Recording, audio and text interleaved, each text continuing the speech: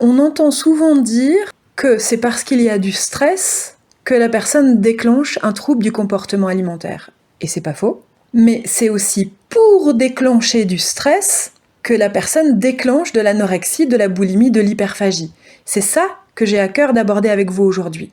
Que le TCA est là dans votre vie pour déclencher du stress, et je vais développer ça maintenant.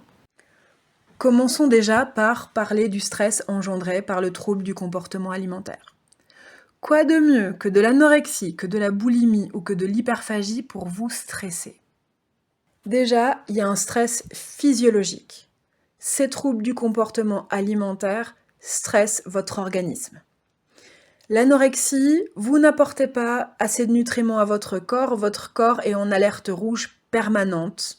Boulimie et hyperphagie, vous vous gavez dans un temps record, avec intensité, à une vitesse record, d'une quantité dingue de nourriture qui contient notamment du gras et du sucre. Ça stresse votre organisme. Il se prend un shoot de stress énorme à chacune de vos crises.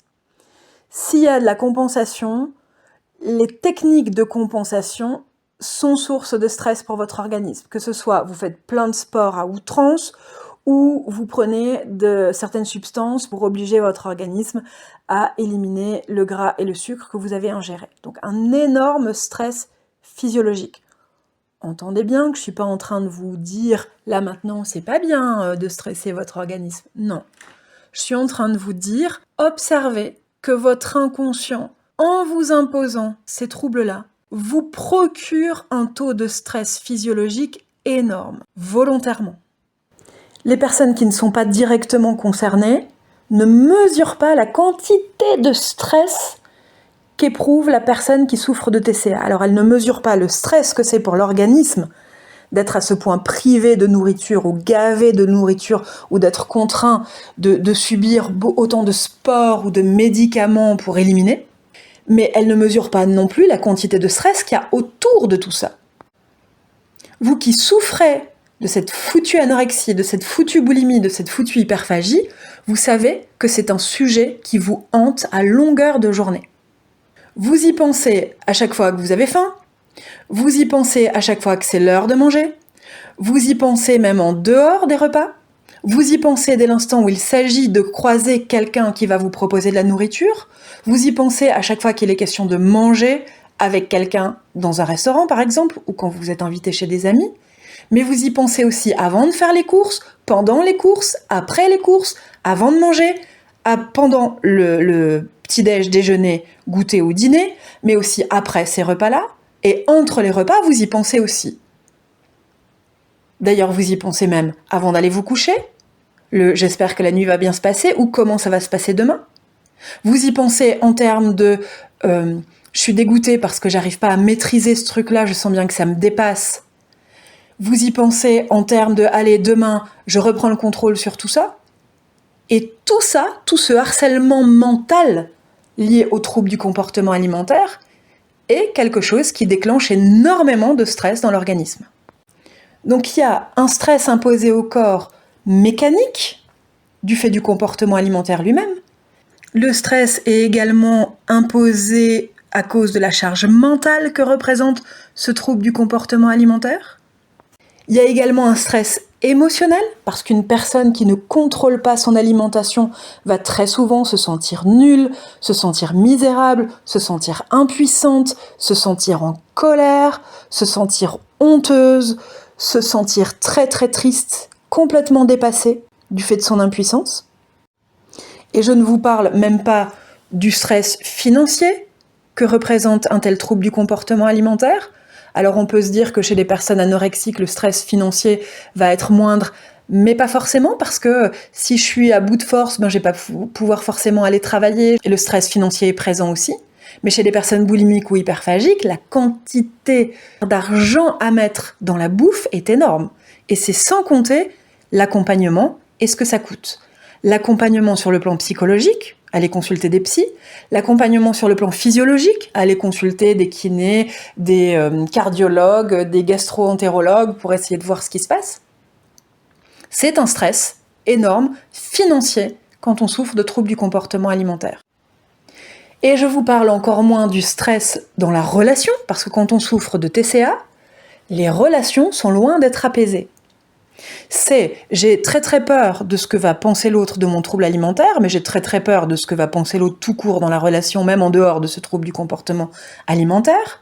Ça va aller créer du stress avec les parents, ça va créer du stress avec votre compagne ou votre compagnon, ça va créer du stress avec les frères et sœurs, avec les amis, avec les collègues du travail.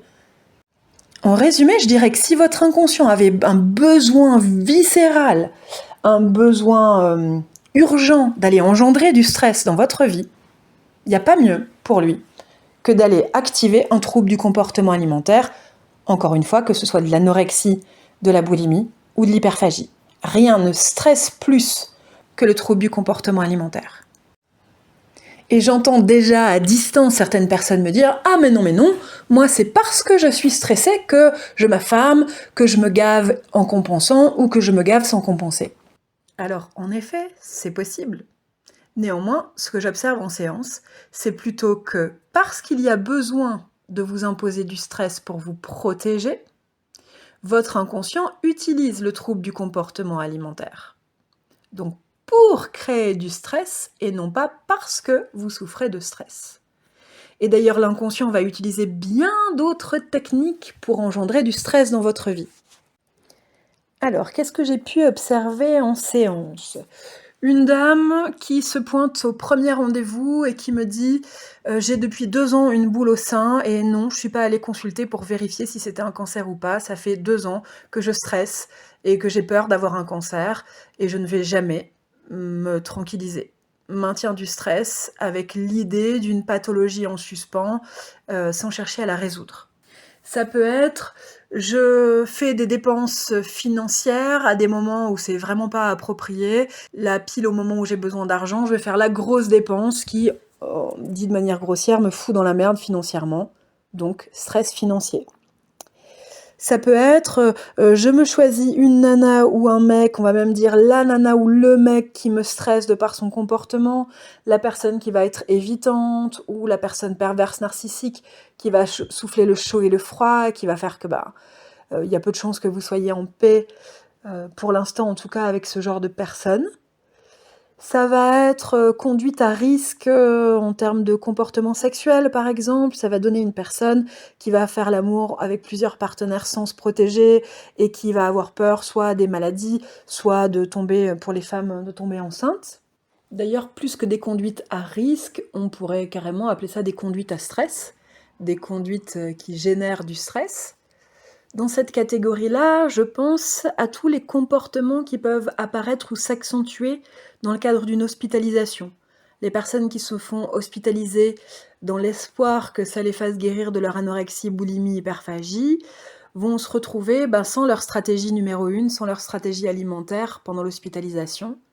Et comme l'inconscient est bien obligé, pour maintenir la personne en sécurité, de maintenir le stress dans sa vie, elle va décupler les autres sources de stress. Je pense au TOC, qui se démultiplie, TOC de vérification, TOC d'hygiène.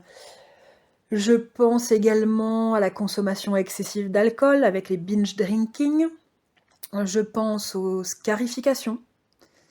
Les personnes qui se scarifient dans le cadre d'une hospitalisation sont souvent des personnes qui ont un besoin urgent pour se protéger de quelque chose, on va le voir, d'engendrer un énorme stress dans le corps.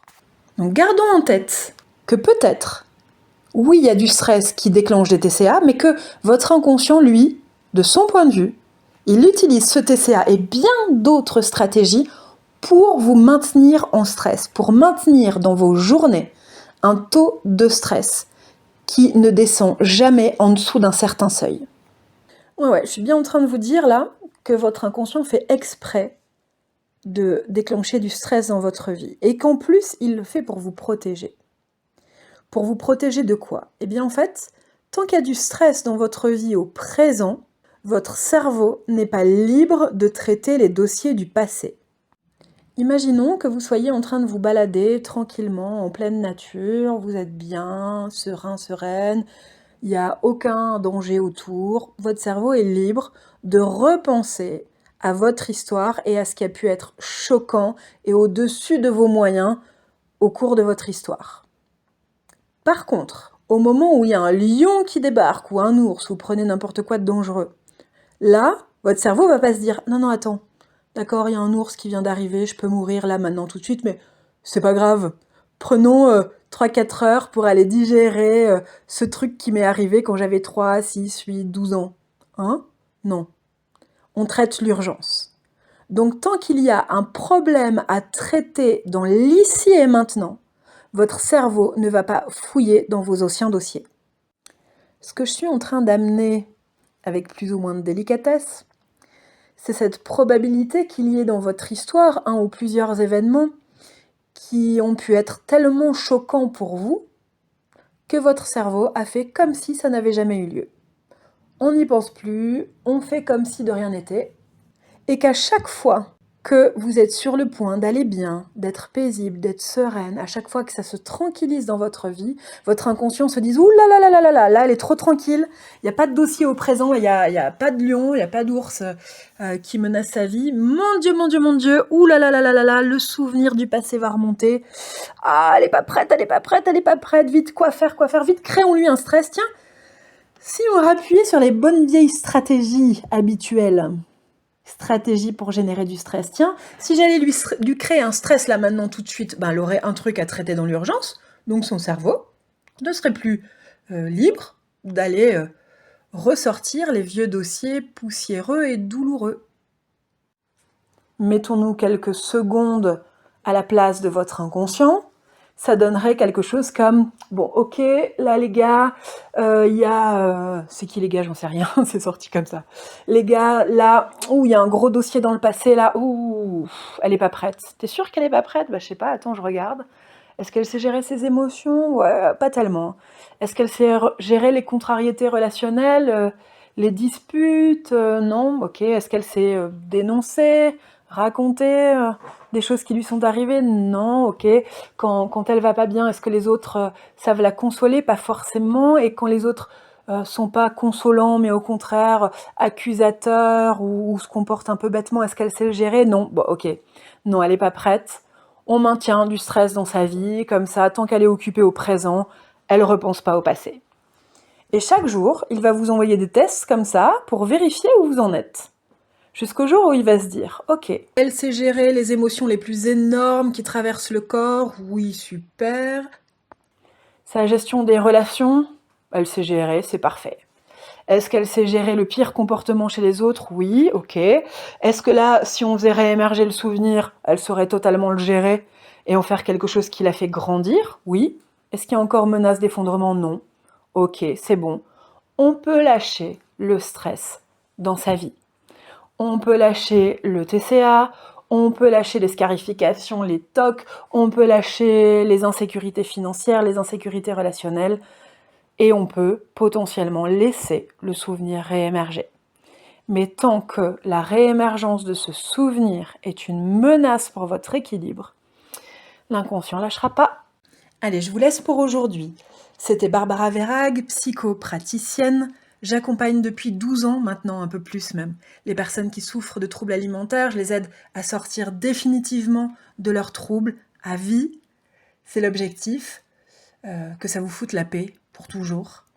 Si vous avez envie d'être accompagné par moi ou besoin d'être accompagné, je vous donne toutes les infos en description de ce podcast, de cette vidéo YouTube. Prenez bien soin d'aller repérer comment votre inconscient engendre du stress dans votre vie. Vous verrez, c'est spectaculaire.